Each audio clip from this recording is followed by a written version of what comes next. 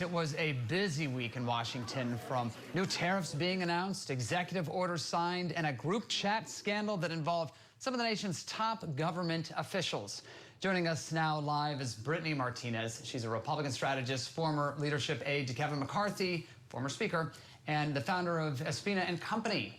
Thank you so much for joining us, Brittany. All right, we got to start with the Signal group chat controversy. We've been talking about it all week. I wonder, White House wants this to go away. Senate's still investigating. There's so much news these days. Will this go away, do you think?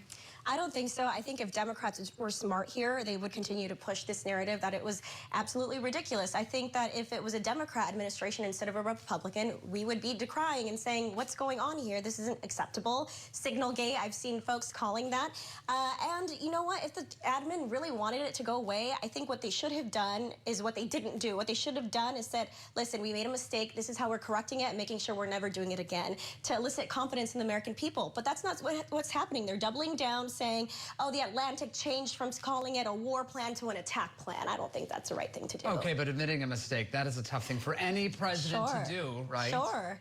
Especially, I think, especially in this day and age, and I've been thinking a lot about that, when did it become the wrong thing to do to apologize and move on? I think that's how you say you're a grown-up, and you know, I don't think that they're playing their hand right here. Do you think there's long-lasting damage done here? I think about allies that we might have who might think, well, can we really share sensitive information, or will it end up on these government group chats? I think so. I think we have to be smart about the way that we talk about classified information, and if they want to argue it's not classified, it was really important information, and the way that we're discussing it and sharing it. I heard a report today that what was happening, like, that is a threat to the way that we move forward against the Houthis, and that the way that the Signal chat happened and that people were able to get information quicker, right? We also think about J.D. Vance and his attack, potentially China against him on his devices. And so was this an infiltration of that as well? I think we have to be really careful here. And these are the top officials in the country. They should be working in a skiff and in the most careful manner when they're discussing this high-level information. Skiff being one of those very secure rooms where you can't even bring a phone. Exactly. Okay, but you were really deep into Hill life. Yes. We were all shocked to see that Signal is being used. I wonder, though, what did you think? Is it true that behind the scenes, from both parties, leaders are using these sorts of insecure platforms? Really? Everybody is on Signal. Now, listen, I'm not a member of Congress. I'm not going to speak about the member level. But yes, as a staffer, I was on several chats, but we weren't talking about anything important. It was like, hey, you guys, letting you know I'm going to lunch if anybody wants to join me, right? It was sort of a way to build some camaraderie. But if you're a top-level official and a secretary of X agency, I don't think that you should be on a Signal chat with your other fellow cabinet members talking about something so sensitive. Why would people be on Signal? Does the government not have a better, secure way that if you're out of town on a golf course, you're the Secretary of Defense, you need to communicate? Is Signal really the only way to do that? Apparently, and that is that's dangerous. I think that this is one of those moments where maybe we can use Elon's expertise and say, like, listen, why don't we have a public-private partnership here and do something with the government? We often use, for our work email, it was Microsoft, right? It was a version of, when we use Zoom, it was Zoom Gov. So maybe it's Signal Gov or something along the lines of that, that is allowed by Congress or by the administration, and that they have the protocol in place that it is okay to use these methods. But otherwise, why are we having a conversation where you're talking about bombing somebody, potentially, or attack? I want to be careful. I don't want the admin to come after me, but where you're talking about an attack on this platform. You know, it takes me back to when President Obama wanted to keep that BlackBerry, yes, and they gave him that huge, secure BlackBerry. But it is sort of this tension between the convenience of having these cell phones and these platforms, but also you gotta keep them secure. Yeah. Let's talk about tariffs. Yes. 25% tariffs apparently going into effect. The stock market apparently today not very happy about that.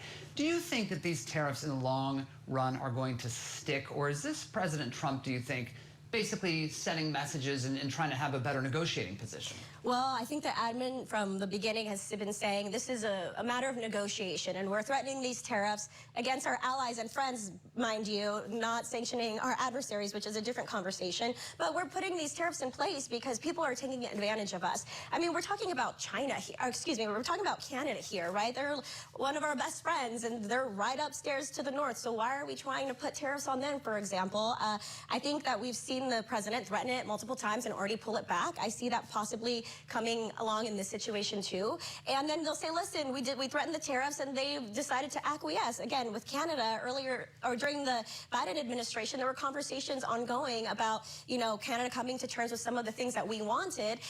Trump, when he got in office, put tariffs on Canada, and then they acquiesced to what they already had under the Biden administration and try to take credit for it. So I think people need to be paying attention to what's actually going on around them, and it's a show. It's a showmanship. I don't think that it's anything more beyond that. It's hard to imagine if car prices really do go up significantly that the White House wouldn't take a look at this. Right. But also, I wonder, are people so entrenched in these positions that maybe the tariffs will work? Will people be able to admit if they do work? Is there space for that? I would, if it's a Republican or a Democrat president, whoever it is, I want them to be the best for our country, and I want them to be able to deliver results for the American people. Now, if the tariffs work, they end up working. But so far, I just don't have a lot of confidence that they will. And I will say, a lot of economists will say that tariffs are a tax on the consumer. So it might be a little bit of a game of wait and see. But when you're telling the American people, you know, a month in, oh, it's going to hurt a little bit, and then it's going to be fine. That's not the best messaging. Like, maybe you should have worked on that a little bit beforehand, because that doesn't give me confidence as an American that I'm going to be able to combat some of the issues of inflation that started under the Biden administration. Let's talk Congress. Sure. So yesterday the big news was that Elise Stefanik, the president's nominee for the UN, she was withdrawing her candidacy, headed back down the street to Capitol Hill. What is going on with the Republicans right now? Well, it's such a slim majority in Congress. So in theory, it does make sense to me why they think it's important to keep her there, because they need the vote. Something else to consider is that sadly 2 Democrat members of Congress in the House did just pass away. So the numbers that we're looking at here are in play. It's still tight, but it's not technically as tight as it was. I feel bad for Stefanik in this situation. She was the youngest member, the youngest woman elected to Congress at her time, and I remember being very inspired by her. She was a member of Tuesday Group, and then, you know, became a big fan of Donald Trump. And I think one thing we've seen time and time again is that Donald Trump's #1 priority is Donald Trump. I'm sure that there maybe were we're talking about negotiations behind the scenes, saying like, listen, do this and we'll help you out in this way. Maybe we can revisit UN later on.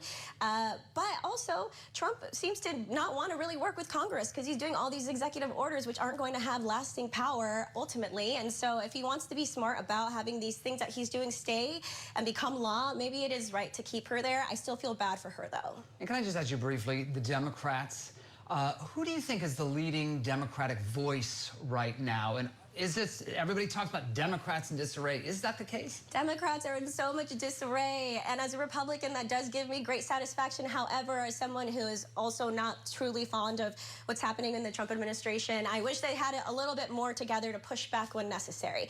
I would say that's Pelosi, probably still. Hakeem Jeffries is a minority leader, of course, but we know that she's the one kind of pulling some of the strings still.